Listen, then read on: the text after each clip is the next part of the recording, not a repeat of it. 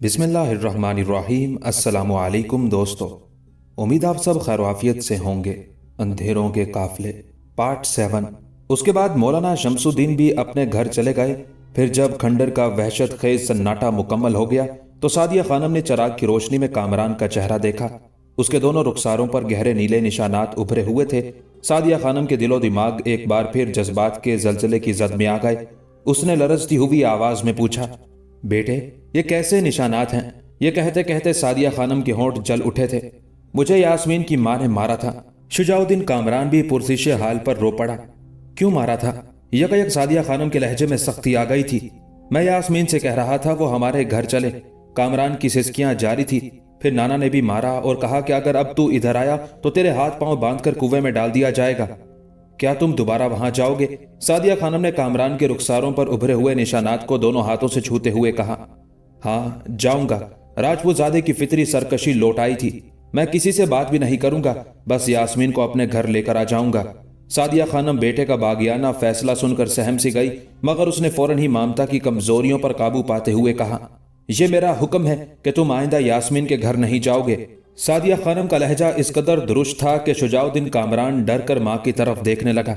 अब यास्मीन से तेरा कोई रिश्ता नहीं है। आप तो कहती थी कि मेरे यास्मीन से 2 रिश्ते हैं। शुजाउद्दीन कामरान की आवाज सहमी हुई थी। सब रिश्ते टूट गए। बात को यूं समझने की कोशिश करो कि मैंने तुमसे झूठ बोला था। यह पहला मौका था जब एक मोहब्बत करने वाली मां ने अपने यतीम बच्चे का दिल तोड़ दिया था। शोहर की मौत के बाद कामरान की बड़ी से बड़ी जिद पर डांटना तो कुजा, सादिया खानम ने अपने बेटे को बिगड़ी हुई नजरों से भी नहीं देखा था। वो जानती थी कि उसके बाद कामरान के लिए इस दुनिया में नफरतें ही नफरतें हैं। मोहब्बत का कोई साइबान तो दरकिनार, किसी दीवार का साया भी नहीं होगा। यही सोचकर सादिया खानम अपनी जिंदगी का एक एक लम्हा कामरान की खुशी पर लुटा देना चाहती थी। मगर आज उसका बेटा जो खुशी तलब कर रहा था वो जिल्लत आमेज भी थी और तबाहकुन भी। यास्मीन जिसे वो रेशम की एक नाजुक सी डोर समझती थी, अब कामरान के लिए एक आहनी जंजीर बनती जा रही थी। सादिया खानम उसी जंजीर को बेरहमी के साथ तोड़ देना चाहती थी। उसके ख्याल में ये बेरहमी कामरान के मुस्तकबिल को फितनों से बचाने के लिए जरूरी थी। और फिर अपने उसी ख्याल के पेश नजर सादिया खानम ने कामरान से कहा था, यास्मीन से तेरे तमाम रिश्ते टूट गए और ये रिश्ते मैंने तोड़ दिए। अब उसका नाम, उसका तसव्वुर, उसकी गली तेरे लिए हराम है। जिस कदर जारहियत मुमकिन थी मां ने बेटे के हक में इस्तेमाल की। सादिया खानम उसी नश्तर जनी को कामरान के जख्मों का इलाज समझती थी। बेटे तू कब तक ये जिल्लत बर्दाश्त करता रहेगा? सादिया खानम ने कुछ देर खामोश रहकर कहा, अपने रुखसारों के निशानात देख। तुझे खबर है कि तेरे बरगे गुल जैसे रुखसारों के इन निशानात ने मां के दिल पर कितने जख्म छोड़े हैं। तू नहीं जानता बेटे, कुछ भी नहीं जानता कि आज तेरी मां पर क्या गुजर गई है। जब्त की तमाम हदें टूट गई और जज्बात का गर्म लावा आंखों के रास्ते बहने लगा। कामरान भी मां की ये कैफियत देखकर बहुत रोया। फिर एक बेवा औरत और एक यतीम बच्चे के आंसुओं में वो स्या रात डूब गई जिसके मुकद्दर में कोई रोशन सुबह तहरीर नहीं की गई थी। दुनिया वालों के लिए वक्त बहुत खुशगवार था, मगर सादिया खानम के लिए आरजुओं की एक लाश थी जिसे उठाए हुए वो रोजाना एक बुत परस्त कृष्ण राव के घर जाती थी। कृष्ण राव एक मगरूर और संगदिल राजपूत था। उसने इंसानी हमदर्दी के जज्बात से मजबूर होकर सादिया खानम को यह बदतरीन मुलाजमत नहीं दी थी। वो एक तंग नजर हिंदू की हैसियत से सादिया खानम को अपने इंतकाम का हदफ बनाना चाहता था। कृष्ण राव को अपने उस मंसूबे में बज़ाहिर कामयाबी हासिल हो गई थी, लेकिन वो अखलाकी तौर पर सादिया खानम को शिकस्त नहीं दे सका था। तकरीबन 2 साल के तवील अरसे में सादिया खानम ने एक बार भी कृष्ण राव को शिकायत का मौका नहीं दिया था। तबीयत की खराबी में भी वो पाबंदी के साथ अपने मजदूराना फराइज अंजाम देती। किसी एक लम्हे के लिए भी उसने कृष्ण राव की तरफ रहम तलब नजरों से नहीं देखा। उसके नजदीक मेहनत और मुशक्कत एक मुसलमान का इम्तियाजी निशान था। वो काहिली और गैर जिम्मेदारी को जुर्म समझती थी और उसके ख्याल में ये गुनाह अजीम था कि वो किसी शख्स से कर्ज या रियायत तलब करे। इस दौरान कृष्ण राव ने बारहा कोशिश की थी कि सादिया खानम अपने मनसब से गिरकर उसके सामने दुनियावी आसाइश के लिए दस्ते सवाल दराज करे। उस अरसे में कृष्ण राव ने यह हरकत भी की थी कि अपने चांदी और सोने के सिक्कों का अंबार सादिया खानम के सामने रख दिया था। सादिया खानम ने सीमो जर के उस जखीरे को देखकर कृष्ण राव से पूछा था, ये क्या है? कृष्ण राव ने दौलत के नशे में डूबी हुई मुस्कुराहट के साथ कहा था, ये वो शय है जिससे इंसान दुनिया में मुअज़्ज़ज़ व मोहतरम कहलाता है। मैं इसे तस्लीम नहीं करती। सादिया खानम ने बड़ी बेबाकी से कृष्ण राव के सूदखोर नजरियात को झुठला दिया था। बूढ़ा कृष्ण राव किसी अय्यार शातिर की तरह फौरन ही पलट पड़ा। میں تم سے بحث نہیں کرتا، یہ چاندی اور سونے کا ڈھیر ہے۔ ہمارے بزرگوں کی روایت کے مطابق اگر سونے اور چاندی کو سال میں ایک بار گھر کے ملازم دھوپ نہ دیں تو ان سکوں کو زنگ لگ جاتا ہے۔ ہم اپنے سرمائے کو زنگ سے بچانا چاہتے ہیں اور آج دولت کو دھوپ دینے کا کام تمہارے سپرد کرتے ہیں۔ پرانے سرمایہ داروں کا یہ بڑا عجیب کھیل تھا کہ وہ ملازموں کے ذریعے اپنی دولت کو دھوپ دینے کی رسم ادا کرتے تھے۔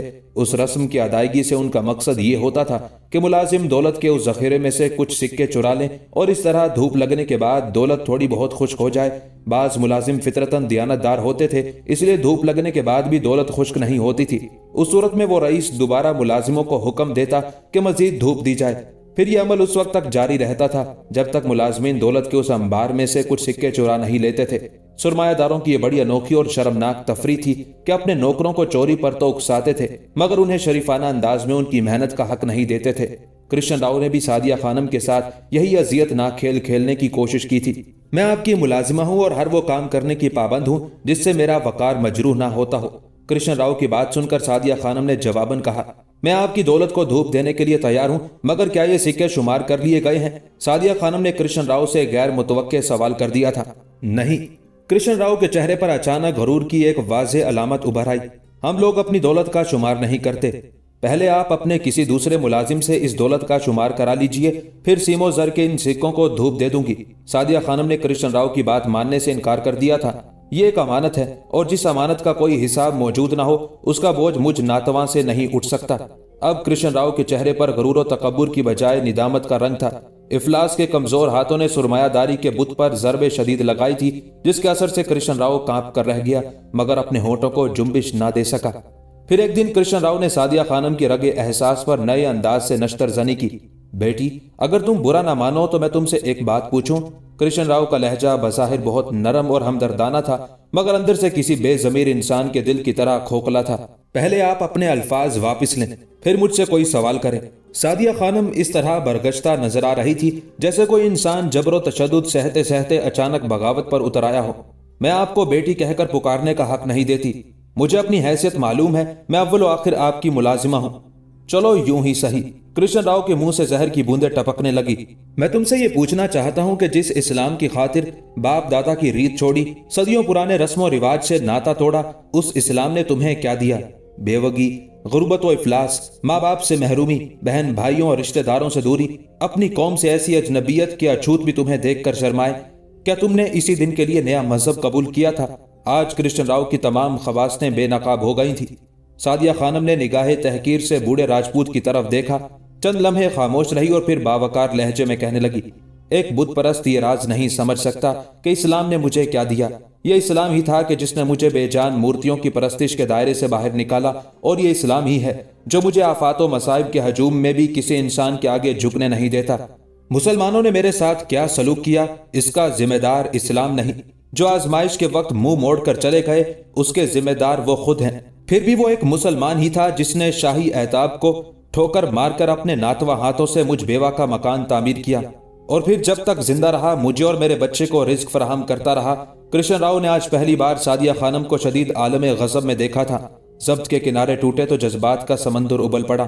یہ آخری موقع ہے جو آپ نے میرے ذاتی عقائد میں مداخلت کی ہے۔ اگر آئندہ اس سلسلے میں ایک لفظ بھی آپ کی زبان پر آیا تو میں یہ ملازمت جاری نہ رکھ سکوں گی۔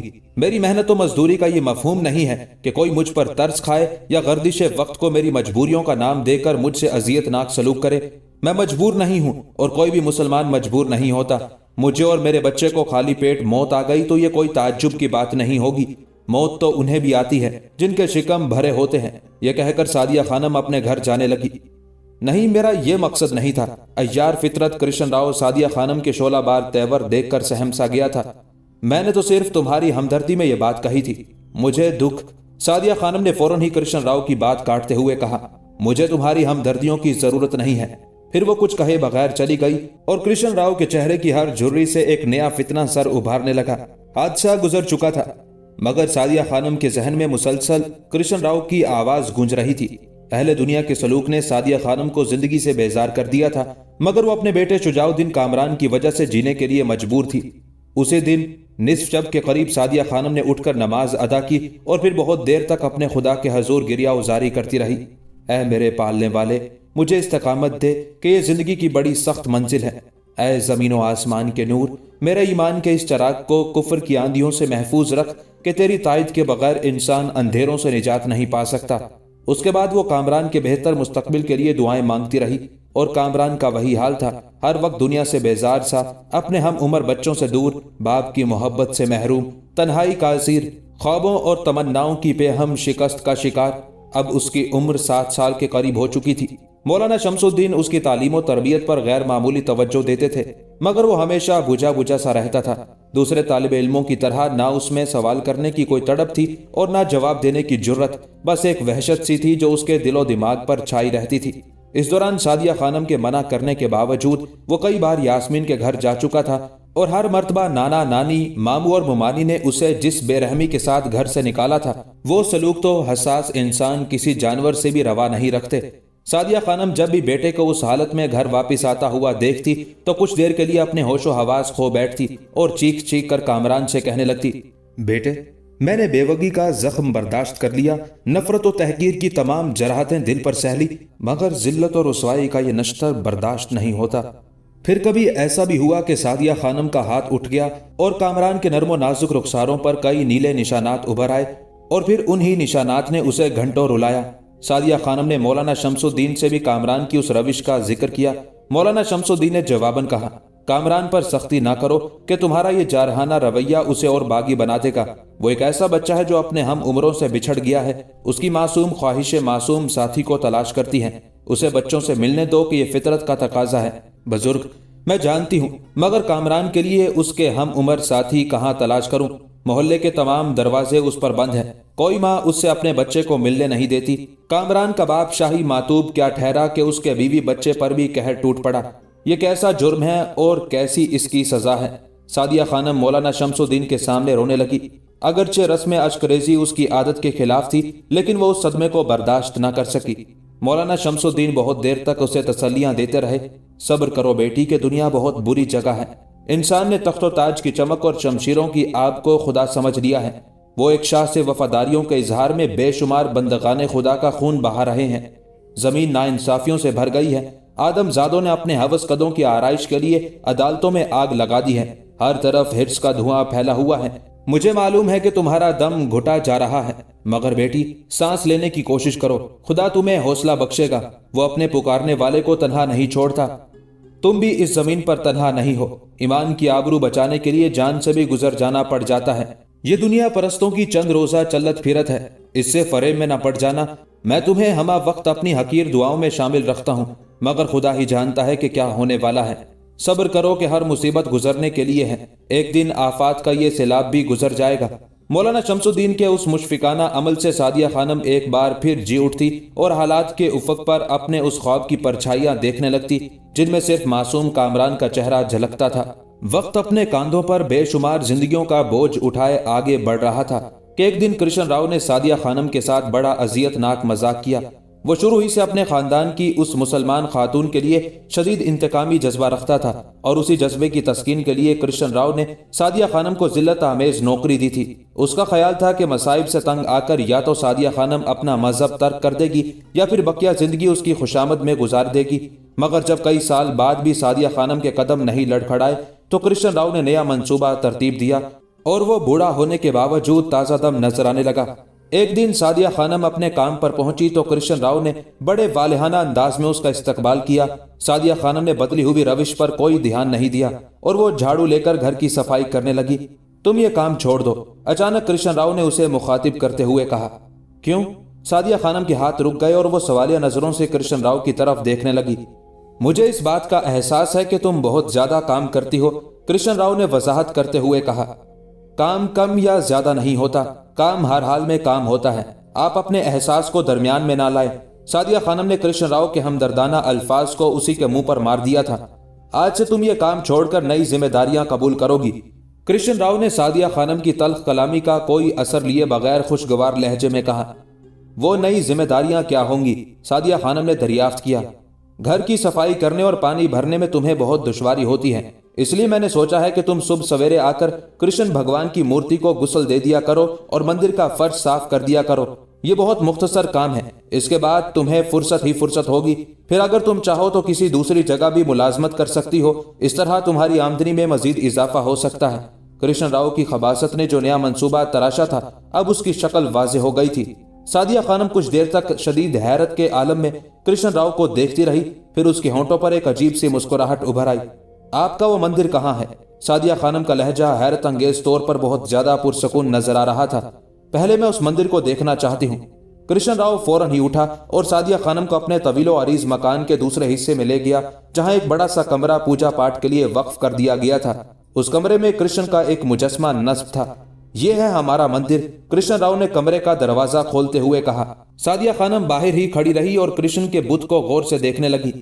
مجھے کیا کرنا ہوگا؟ سعدیہ خانم نے کرشن راؤ سے اس طرح پوچھا جیسے کچھ دیر پہلے ادا کیے جانے والے الفاظ اس کے ذہن سے محو ہو گئے ہوں۔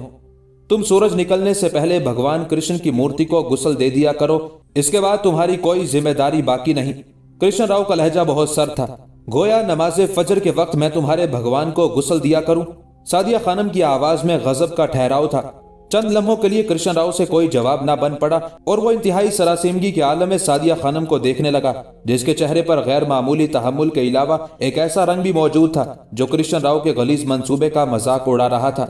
میرا مطلب ہے کہ اگر یہ وقت مناسب نہیں تو پھر سورج نکلنے کے بعد ایسا کر دیا کرو۔ کرشن راؤ بخلاہٹ کا شکار ہو گیا تھا۔ اس طرح تو آپ کی پوجا کا وقت گزر چکا ہوگا۔ سعدیہ خانم کے لہجے میں مکمل استقامت تھی اور وہ ایک تنگ نظر بت پرست کا شائستہ الفاظ میں مذاق کا اڑا رہی تھی۔ تم پوجا کے وقت کا خیال نہ کرو، یہ تمہارے سوچنے کی باتیں نہیں، بس اپنے کام سے کام رکھو۔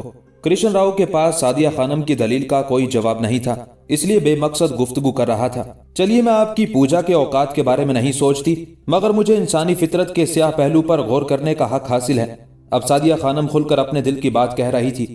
آپ یہ چاہتے ہیں کہ میں جن پتھروں کے مجسموں سے اپنی عقل اور دل کا دامن چھڑا چکی، کسی نہ کسی طرح ان کی خدمت گزاری سے وابستہ رہوں؟ کرشن راؤ جی، یہ کیسی اذیت پسندی ہے؟ جب اہل دنیا خدا کے بندوں کے دل فتح نہیں کر سکتے تو ان کی مجبوریاں خرید کر اپنے شیطانی جذبوں کو تسکین دینا چاہتے ہیں۔ میں تقریباً 2 سال سے آپ کی گھناؤنی سوچ کا مشاہدہ کر رہی ہوں۔ بالآخر آپ کا ایک ایک جذبہ میرے سامنے بے نقاب ہو گیا۔ میں ایک مسلمان عورت ہوں جسے بنیادی طور پر تہذیب و شائستگی کی تعلیم دی جاتی ہے۔ آج میں اسی تہذیب کے صدقے میں معاف کیے دیتی ہوں، ورنہ ایک مسلمان سے کسی بت خانے کی صفائی کا مطالبہ بڑی بے رحمی ہے، بڑی سفاکی ہے۔ خدا ایسے ستم گروں کے نرکے میں اپنے نام لیواؤں کی حفاظت کرے۔ یہ کہہ کر سعدیہ خانم واپس جانے لگی۔ کرشن راؤ شکست کھا چکا تھا، مگر اپنے شیطانی جذبوں کی تسکین کے لیے کہے لگانے لگا۔ جب تک سعدیہ خانم بوڑھے راجپوت کے گھر کی حدود سے باہر نہیں نکل گئی، اس وقت تک کرشن راؤ کے الفاظ اس کا تعاقب کرتے رہے۔ کرشن راؤ کہہ رہا تھا، کچھ بھی صحیح، بھگوان کے ایک پجاری نے ایک مسلمان کو 2 سال تک غلامانہ زندگی گزارنے پر مجبور تو کیے رکھا۔ یہی میری فتح ہے اور یہی میرے دیوتاؤں کی برتری ہے۔ سعدیہ خانم کے پاس اس بےہودہ دعوے کے بہت سے جوابات تھے، مگر اس نے اپنی سماعتوں پر پہرے بٹھا دیے اور باوقار خاموشی کے ساتھ اپنے گھر واپس آ گئی۔ سعدیہ خانم کے لیے کرشن راؤ کی ملازمت ترک کر کے بے روزگار ہو جانا بظاہر ایک بہت بڑا حادثہ تھا، مگر وہ اس حادثے کے گزر جانے پر بہت خوش اور مطمئن نظر آ رہی تھی۔ یہ اس کی آزمائشی زندگی کا ایک اور بڑا امتحان تھا، لیکن خدا نے اسے اس امتحان میں بھی سربلند رکھا تھا۔ جب سعدیہ خانم نے مولانا شمس الدین کو یہ واقعہ سنایا تو وہ بہت دیر تک اپنے خیالات میں گم بیٹھے رہے۔ پھر سعدیہ خانم کو مخاطب کرتے ہوئے کہنے لگے، بیٹی، ابھی اس بت خانہ ہند میں اہل ایمان کو بڑی آزمائشوں سے گزرنا ہے۔ خدا تمہیں اس وادی پرخار میں ثابت قدم رکھے۔ ابھی ان کانٹوں کی پیاس بجھانے کے لیے بڑے آبلے درکار ہوں گے۔ مولانا شمس الدین بہت کھوئے کھوئے نظر آ رہے تھے۔ ان کی باتوں کا انداز ایسا تھا جیسے وہ اپنے آپ سے گفتگو کر رہے ہوں۔ سعدیہ خانم کو مولانا شمس الدین کی موجودگی سے ایک عجیب سا اطمینان قلب حاصل تھا، مگر وہ لمحے بڑے اذیت ناک تھے جب چند روز کے بعد مولانا شمس الدین بھی دنیا سے رخصت ہو گئے۔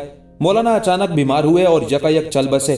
زندگی سے موت تک بڑا مختصر سا سفر تھا جسے مولانا نے ہنستے ہوئے طے کر لیا، مگر آخری سانسیں لینے سے پہلے وہ سعدیہ خانم اور شجاع الدین کامران کو دیکھ کر بہت روئے تھے۔ خود ان کی اپنی کوئی اولاد نہیں تھی، اس لیے ساری محبتیں سعدیہ خانم اور کامران کے لیے وقف کر دی تھی۔ انتقال سے پہلے مولانا شمس الدین نے اپنی شریک حیات کو وصیت کی تھی کہ وہ سعدیہ اور کامران کا بہت خیال رکھیں۔ یہ خیال اس کے سوا کچھ نہ تھا کہ وہ ان دونوں ماں بیٹے کو اپنے آپ سے دور نہ کریں، ورنہ مولانا شمس الدین کے گھر میں بھی فاقہ کشی کے سوا کیا رکھا تھا۔ سعدیہ خانم کی فکر انگیز تنہائیاں کچھ اور بڑھ گئی۔ 2 وقت کی روٹی کا مسئلہ، مولانا شمس الدین کی بزرگانہ شفقتوں سے محرومی کا مسئلہ، یہ 3 بنیادی مسائل تھے جو سعدیہ خانم کے سامنے سر اٹھائے کھڑے تھے۔ روٹی کا مسئلہ فی الوقت اتنا سنگین نہیں تھا کہ سعدیہ خانم نے کرشن راؤ کی 2 سالہ ملازمت کے دوران تھوڑا بہت پس انداز کر لیا، جس کے سہارے 2-4 ماہ بسر کیے جا سکتے تھے، لیکن مولانا شمس الدین کی بے وقت موت نے کامران کی تعلیم و تربیت کے سلسلے میں بڑی سنگین صورتحال پیدا کر دی تھی۔ یہ مولانا شمس الدین ہی تھے جو اپنا قیمتی وقت ضائع کر کے ایک بگڑے اور سہمے ہوئے بچے کو دوبارہ جرت و ہمت کے دائرے میں کھینچ لانا چاہتے تھے، ورنہ دنیا میں کسے اتنی فرصت تھی جو ایک معتوب عورت کے مسائل پر سوچنے کی زحمت بھی گوارا کر سکے۔ پھر ایسا ہی ہوا۔ مولانا شمس الدین کی موت کے بعد کامران اس قید و بند سے بھی آزاد ہو گیا۔ مولانا کی بیوہ نے کچھ دن تک اپنے شوہر کی وصیت پر عمل کرنے کی کوشش کی، مگر کامران کے دل و دماغ پر کسی کو کوئی گرفت حاصل نہ تھی۔ وہ دوبارہ اپنی دہشت اور سرکشی کے اسی خول میں بند ہو گیا جس سے نکالنے کے لیے مولانا شمس الدین نے 2 سال تک شدید محنت کی تھی۔ پھر چند روز بعد کامران کی تعلیم کا یہ برائے نام سلسلہ بھی ختم ہو گیا۔ مولانا شمس الدین کی بیوہ کے ایک بھائی اپنی بہن کی تنہائی کا خیال کر کے انہیں اپنے گھر لے گئے۔ اس نیک سیرت عورت نے چلتے وقت سعدیہ خانم سے کہا کہ دوری کے باوجود یہ قربتیں قائم رہیں گی، مگر ایسا ممکن نہیں تھا۔ مولانا شمس الدین کے برادر نسبتی کا مکان سعدیہ خانم کے گھر سے اس قدر فاصلے پر تھا کہ وہ مہینے میں بمشکل 1 یا 2 بار ہی وہاں جا سکتی تھی۔ اس طرح یہ تسلسل قائم رہتے ہوئے بھی ختم ہو گیا اور سعدیہ خانم ایک مرتبہ پھر تنہا رہ گئی۔ مولانا شمس الدین کے انتقال کے 3 ماہ بعد سیاست کی بساط پر ایک اور ہنگامہ برپا ہوا۔ اقتدار کے بڑے بڑے مہرے زیر و زبر ہو کر رہ گئے۔ وزیر نظام الملک نے سلطان معز الدین بہرام شاہ کے خلاف سازش کی اور فتنہ انگیز چالوں سے اس نے دوسرے امراء کو بھی بدظن کر دیا، یہاں تک کہ تمام امرائے سلطنت اپنی فوجوں کے ساتھ دہلی کی طرف روانہ ہوئے اور بہرام شاہ کا محاصرہ کر لیا۔ تقریباً 3.5 ماہ تک شاہ کی وفادار فوجوں اور باغی لشکروں کے درمیان جنگ ہوتی رہی۔ بہت ممکن تھا کہ بہرام شاہ اس آفت ناگہاں کے گرداب سے نکل جاتا، مگر امراء کے ساتھ رعایا کی اکثریت بھی اس کے خلاف ہو چکی تھی۔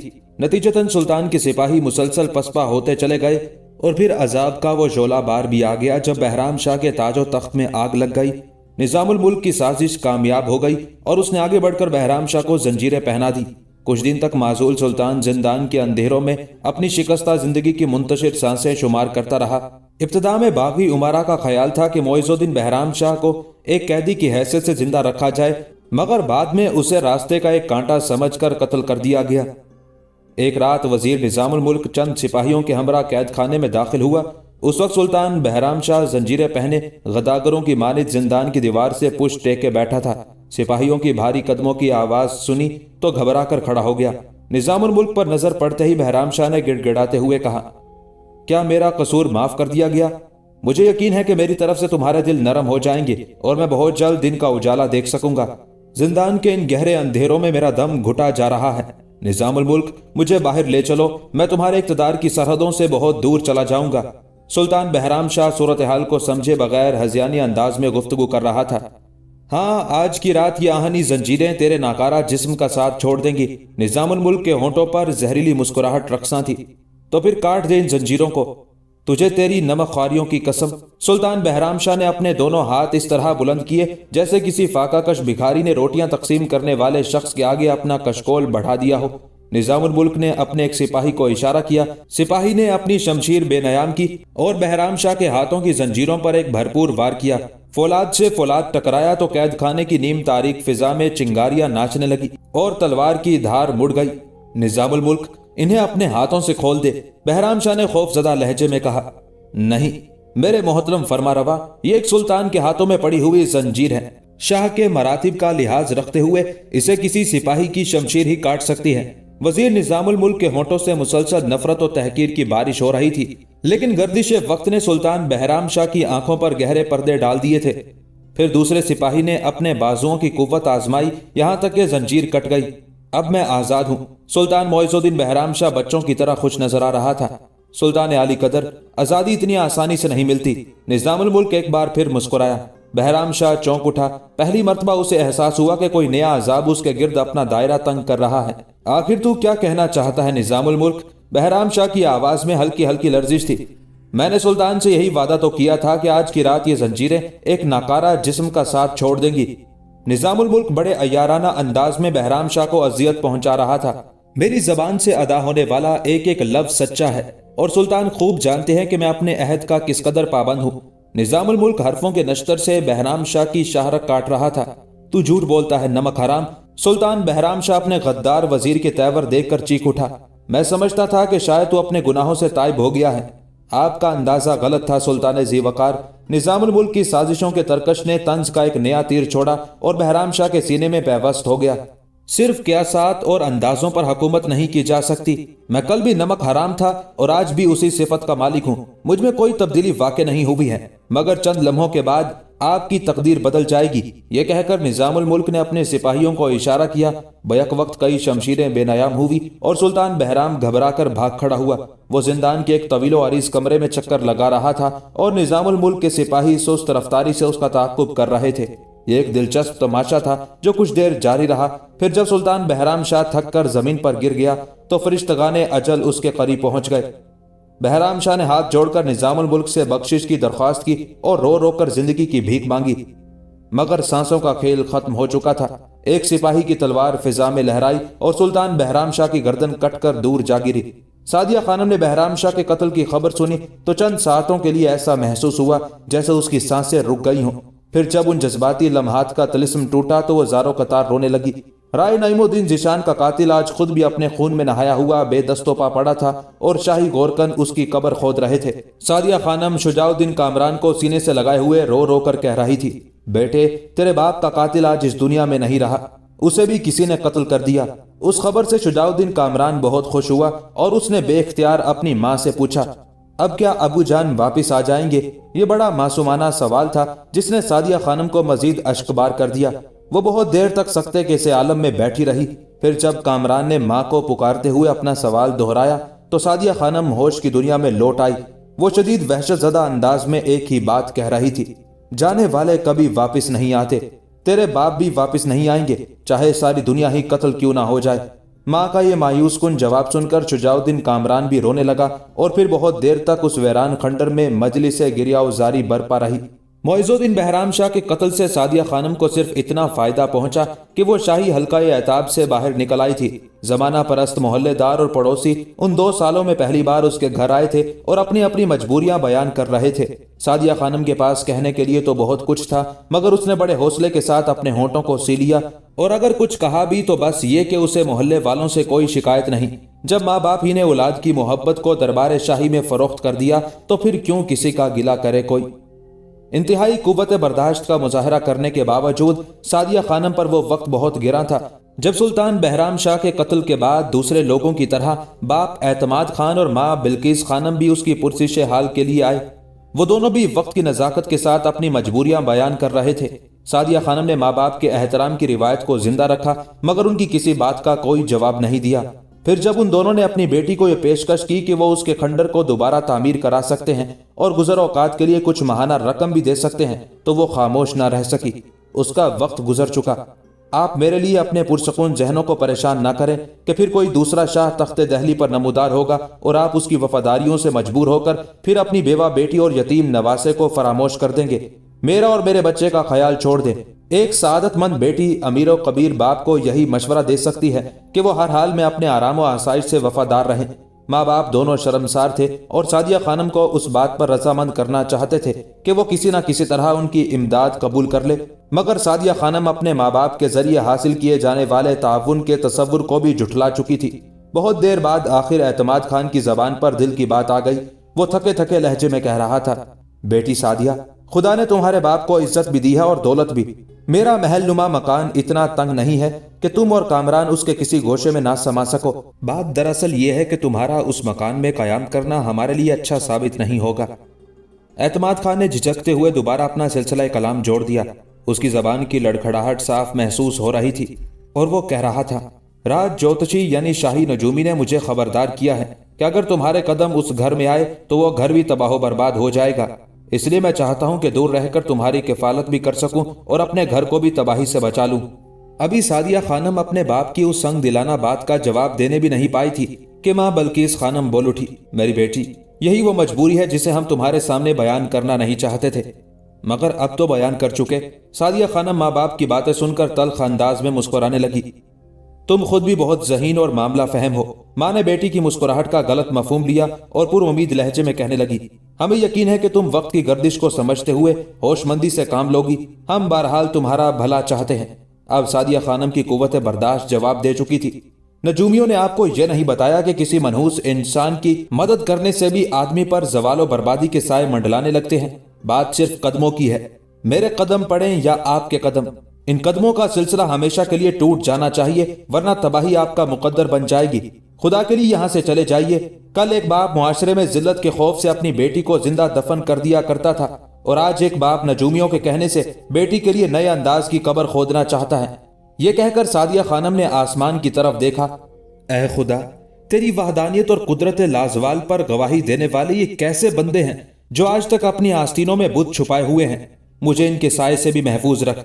उसके बाद एतमाद खान और बल्कीस खानम ने अपनी बेटी को समझाने की बहुत कोशिश की, मगर उस गैरतमंद खातून ने साफ साफ कह दिया कि जिंदगी को बरकरार रखने के लिए भीख कबूल करना उसका मिजाज नहीं है। बिलाखिर एतमाद खान और बल्कीस खानम वापस चले गए। वो उस बेवफा दुनिया की एक रस्म निभाने के लिए आए थे, और जब वो रस्म अदा हो गई तो बेटी और नवासे को हालात के उसी मकबरे में उसी तरह छोड़कर चले गए।